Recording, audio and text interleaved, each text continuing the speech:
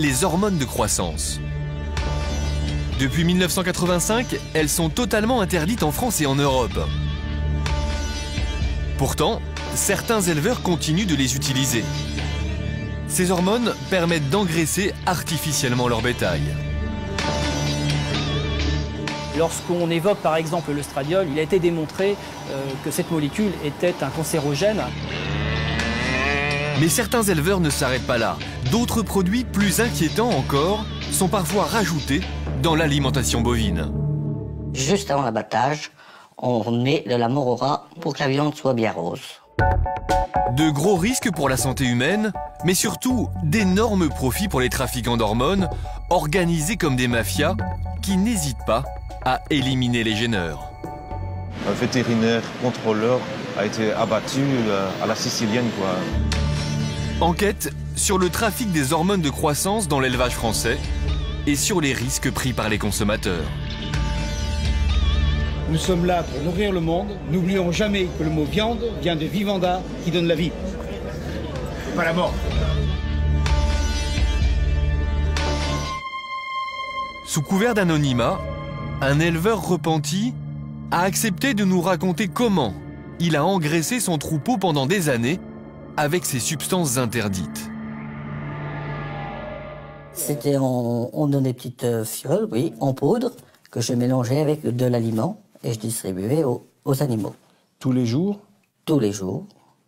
Au départ, ils commençaient de manger doucement, puis après, on mettait un petit peu de produit, et puis on montait. On montait la dose? On montait la dose jusqu'à temps que ça soit au maximum. Et vous l'arrêtiez longtemps avant l'abattage? Non. Non. Très peu, quelques jours avant oui. Pour les contrôles. Voilà, c'est tout. Puis encore. Pourquoi vous avez arrêté? Pour moi, c'est inhumain envers les animaux et c'est inhumain envers les personnes qui mangent cette viande. Mais il y a pire. Les hormones de croissance font blanchir la viande, alors certains exploitants ont dû trouver une parade pour lui rendre sa couleur naturelle. Pour mettre de la viande rose, juste avant l'abattage, on met de la morora de petite dose. Petite dose, une dose...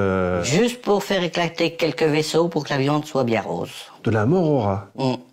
Et c'est pas dangereux, ça, pour ça? À mon avis, en conséquence sur les humains, je crois que oui. Morora et clenbutérol, un mélange détonnant.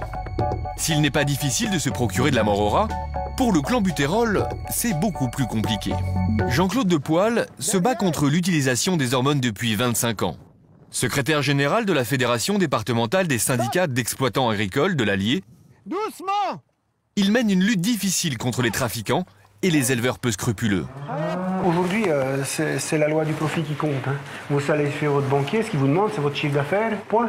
Mais est-ce qu'il faut être bon économiquement ou bon pour le consommateur? Je ne sais pas, moi. Actuellement, il faut être bon économiquement, point. Une vache engraissée aux hormones développe en moyenne 30% de viande en plus qu'une vache normale. Un profit important sur l'ensemble d'un troupeau. Quand les vaches sont engraissées artificiellement, elles sont souvent très fatiguées et elles ont bien du mal à se déplacer. Elles semblent être en surpoids.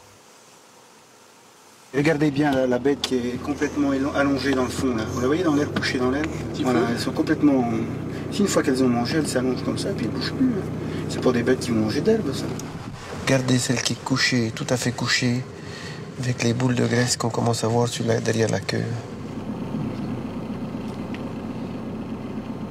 Elles ont perdu leur vivacité, Enfin, c'est plus des bêtes normales, quoi. Vous voyez. Il faut bien qu'on soit conscient que c'est une insulte aux consommateurs qui chaque jour achète sa viande et qui se fait avoir en croyant bien faire. Il achète du bœuf et du veau en libre service, dont l'étiquetage lui paraît imprécis. Théoriquement, c'est du veau. Jean-Claude a une méthode simple, mais non scientifique, pour détecter de la viande suspecte. Tiens, c'est de la flotte qui sort, parce que ça gicle partout, là. Voilà, ben voilà le travail. Plus on le cuit, plus on voit le niveau monter. On dirait qu'on met de l'eau dans la... On est en train de mettre de l'eau dans l'huile. Tiens, tu vois l'eau, la voilà l'eau. Voilà le travail. Si la viande rejette de l'eau, ce serait à cause des hormones qui empêchent son élimination naturelle par l'animal. On jurerait qu'on ait foutu une quantité de flotte industrielle dedans. Ben, si ça c'était un veau qui était engraissé traditionnellement, ça n'arriverait pas. Hein. Et je suis sûr, quand on va le retourner, il ne va pas avoir toujours pas grillé. On va le retourner là. Tiens, qu'est-ce que j'ai dit?